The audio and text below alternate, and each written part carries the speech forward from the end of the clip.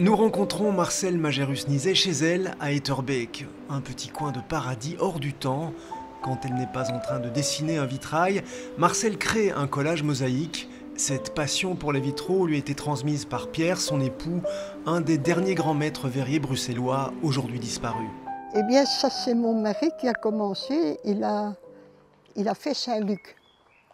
Et donc, lui, il a commencé il a eu le premier prix du jeune vitrail belge en 1965. Ce matin-là, des clients viennent chercher leurs commandes. Ces vitraux réintégreront bientôt la façade classée d'une maison bruxelloise. Un fronton fraîchement restauré qu'il convient de manipuler avec soin. Toujours alerte, malgré ses 82 printemps, Marcelle veille au grain. Enlevez, non, vous enlevez La couverture, ça doit être appliqué contre la planche, carrément. La planche en oblique. Il y a le carton derrière toi. Le vitrail contre. Voilà, là c'est Un bon. carton entre les deux. Et au fond de l'atelier, Vincent DeVos répare le vitrail d'un célèbre café bruxellois. Alors il faut casser un tout petit peu les coins. Formé lui aussi par Pierre Majerus, l'artisan voltige entre les centaines de feuilles de verre référencées dans ses tiroirs. Des verres qui ne sont pas nécessairement neufs pour autant. Ça ce sont des verres récupérés, les vieux vitraux. Et moi je récupère les verres. Et avec ça, je peux faire mes restaurations. Et comme ça, je ne dois pas prendre dans mon stock une grande feuille. Comme Marcel, Vincent transmet son savoir-faire et sa passion dès qu'il le peut, dans son atelier ou dans la salle de cours. Et alors je fais des formations, on forme les jeunes. Et c'est ça qui est bien, c'est donner la suite pour le futur, quoi.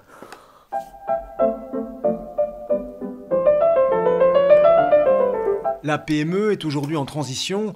Dans l'atelier Connex, François Audon et Amélie sélectionnent quelques échantillons de vitraux qu'ils présenteront cet après-midi à leurs clients.